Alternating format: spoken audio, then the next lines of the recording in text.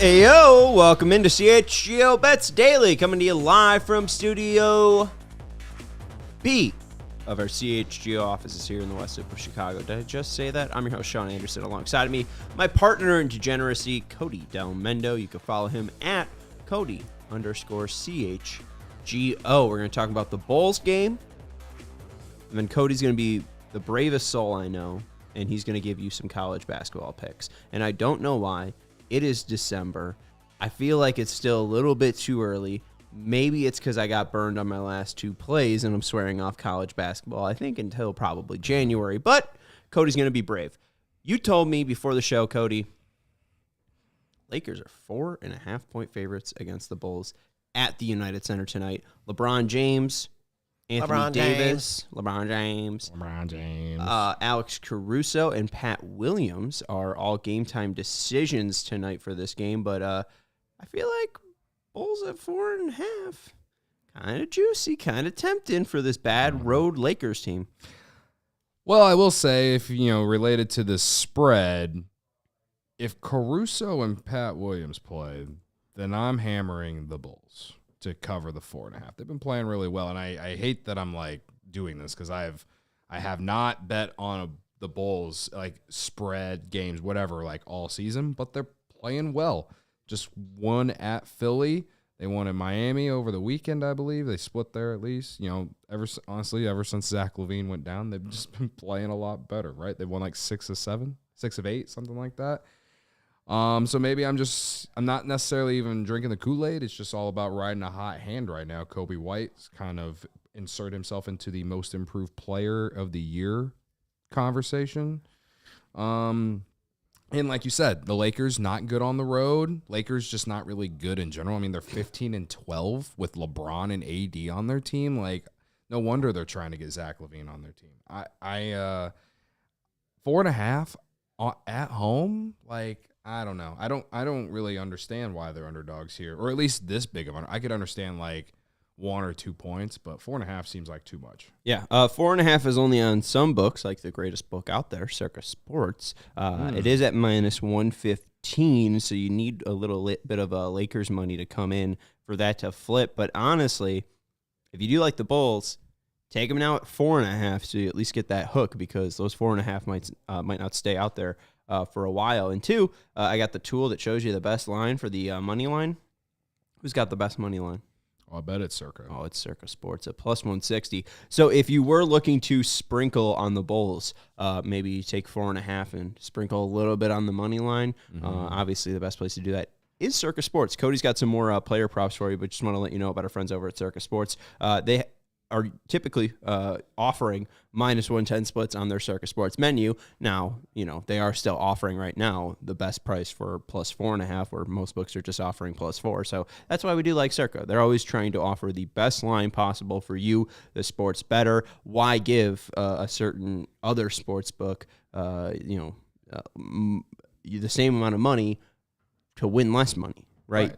Maximize your profits, folks. You're trying to turn this into more bets. So download the Circa Sports app if you haven't today. They're the world's largest sports book. There are real people behind the Circa Sports brand, too, who resolve issues in a timely fashion, unlike other books who use chatbots. All aspects of the bet app are being run by the same team that runs the main Circa Sports book at Circa Resort and Casino in Las Vegas.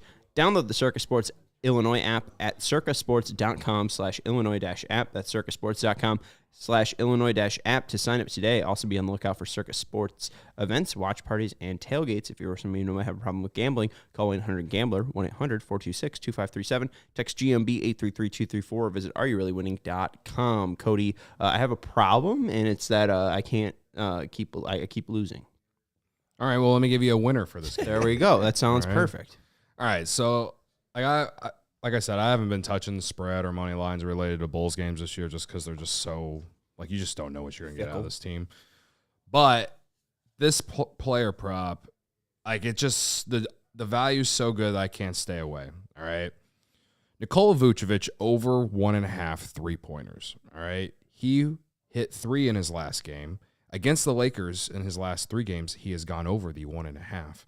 And just so happens that the Lakers are ranked 27th in the NBA against the 3 against centers. Overall, they're the 26th, like the 26th worst when it comes to allowing allowing made 3-pointers anyway. So that they suck at defending the 3. They're a bottom 10 team against the 3. They're 27th against centers and 30th against power forwards. I imagine that Vucevic will be playing center most of this game because he's never out there with Drummond both. But again, bottom 10 team again defending the 3. He hit 3 in his last game. He threw up 7 shots or 7 3-pointers in the last game. He threw up 4 in the game before that, 5 the game before that, 4 the game before that, and 5 in the game before that. So you're asking for 2 3-pointers from Nikola Vucevic tonight at home against a team that struggles at defending the 3. So to me, at minus 105 is where I got it. I feel like that's great value for a guy like him to hit 2 threes tonight. Cody, I love that pick, and the main reason why I'm interested on the Bulls to cover 4.5, as we said earlier, is just because they've been playing so well without Zach LaVine, and what I've seen from our guy Will Gottlieb covering the Bulls for CHGO Bulls. He showed a picture from their last game, and you just see the spacing on the floor. You know how you get open 3-pointers? Spacing. Passing. You know who's bad at protecting the 3? The Lakers. Lakers. So if the Bulls are running their game plan like they should be, I don't know. I don't know, but it really feels like we should take the Bulls to win outright. I like it. I think they're going to kick. They might have it, especially if LeBron doesn't play. Now, or if AD doesn't play too. This is all pending of Patrick Williams and Caruso playing, but they both played the last game, and it's not like they got hurt or anything. I don't think they're going to be using like load management for those 2 guys. So I agree. I like the Bulls at home tonight, coming off a big win against Philly, and I like Vucevic over 1.5 threes. Hammer it, sledgehammer it. I'm trying to see what the price is to get them at +5, but you know what? I'm gonna take it. I'm gonna quit messing around and take it. All right, so I don't have any college basketball plays for tonight. I do have a college football play for the Bulls this weekend. I don't know if you want to get into that, or you want to go through your 5 totals first. Yeah. So I went 5-1 on the college basketball slate last night after I stared in the mirror and told myself I was going to be a winner. Sometimes all you got to do is just like after a couple bad days, sometimes you just got to stare in the mirror and just be like, I'm winning tonight. And that's what happened. However, Virginia is dead to me. But I have 4 games for totals and 2 spreads. All right, let's start with Duke minus 3.5 at home against Baylor. Duke they started the year as a like a top 10 team at least ranked. They got pounded by Arizona at home, second game of the year. And when I say pounded, they lost by 5, but losing at home, Cameron Indoor, is very rare for them. They lost to Arizona, but since then they beat Michigan State, who beat Baylor just the other day. And they've pretty much been fine since then. They played a soft schedule since then. They did lose at Arkansas, but Baylor on the road after getting their butts kicked to Michigan State, I don't know how to feel about them going into Cameron Indoor and winning this game. So I'm going to take the Blue Devils, one, because they don't have a real signature win at home in the non-conference. That game against Michigan State, I believe, was a neutral site game. They play a neutral site game like every year. So I like Duke and their defense to play well against this Baylor offense that was not good against Michigan State on Saturday to cover the 3.5 tonight. Xavier plus 5.5 on the road at St. John's.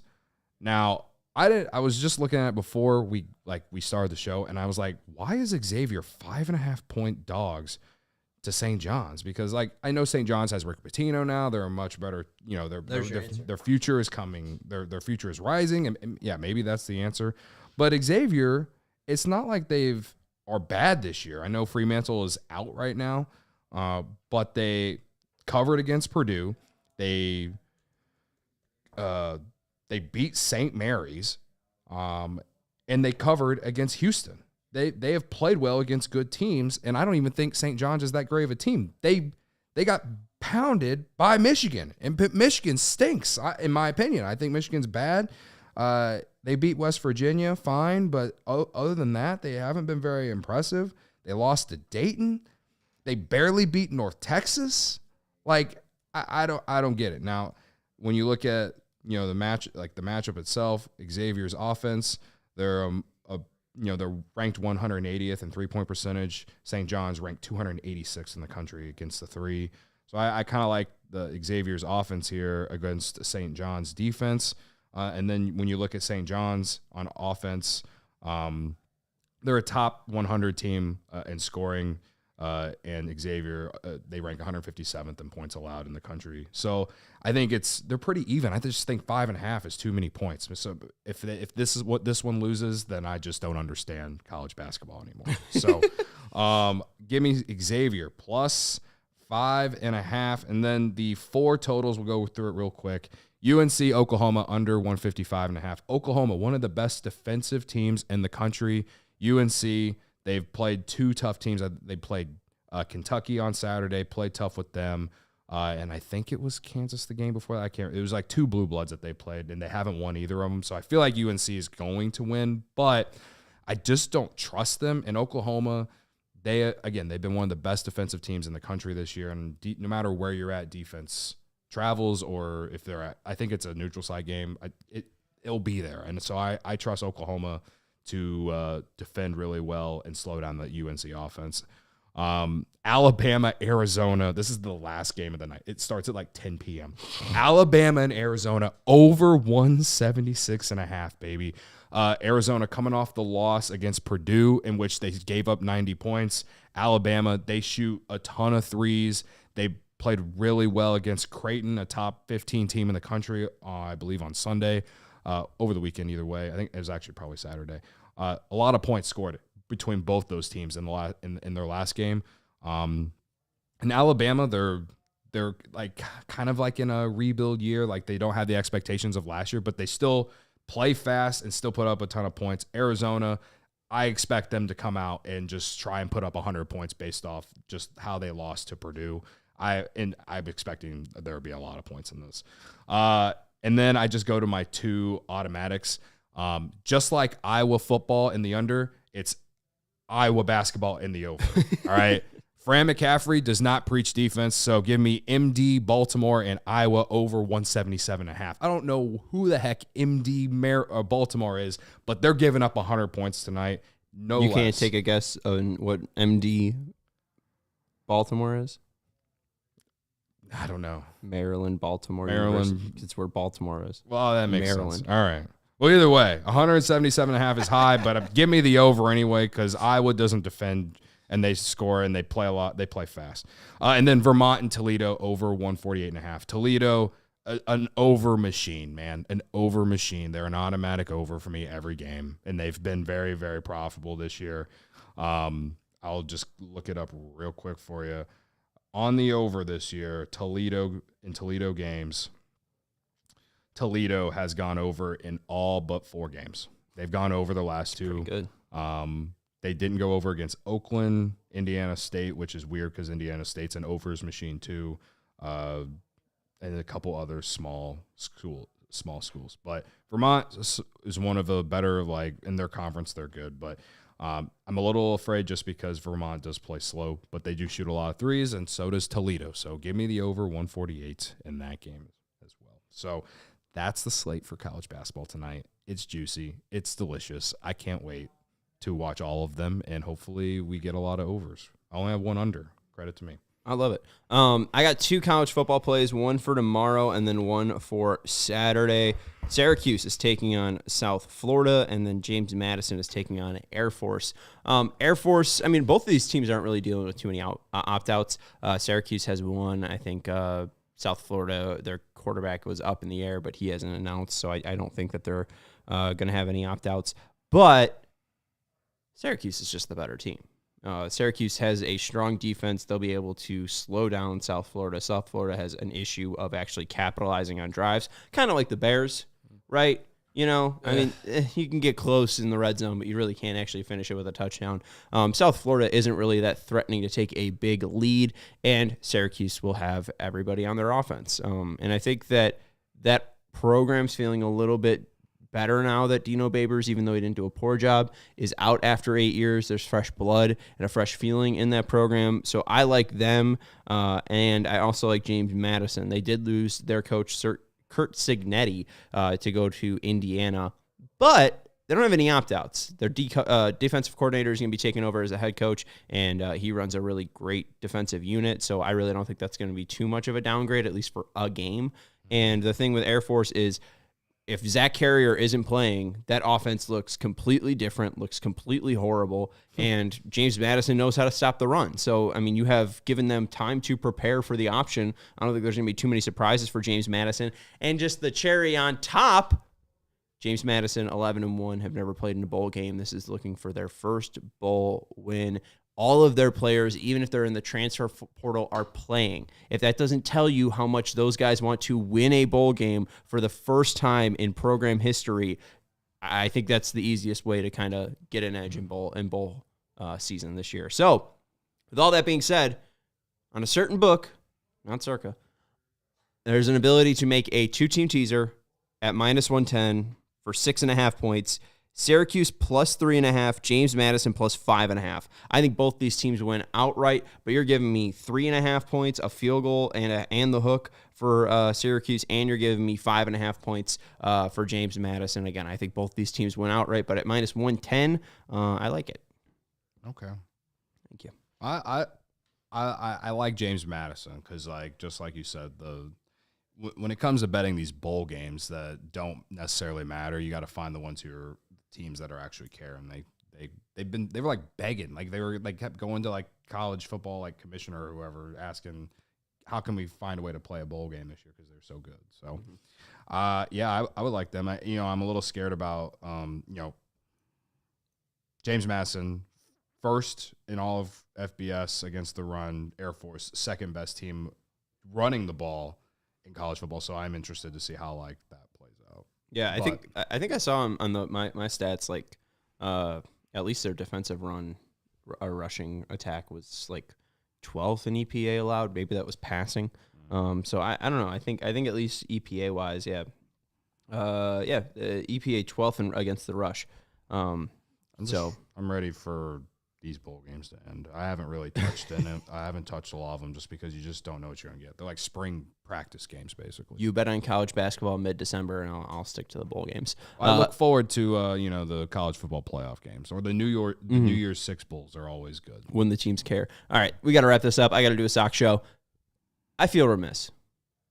We didn't mention that today preceding us is the one, the only, Lawrence Benedetto, the Law Dog. Oh, hello. How are you? Good. Goodbye. Oh, that's it? I guess. We're saying goodbye. Did you want to say something? I think, no, I think we're good here. I think that's go Sox. Hey, hit the thumbs up button, go Sox, and goodbye. We all silly like the mayor.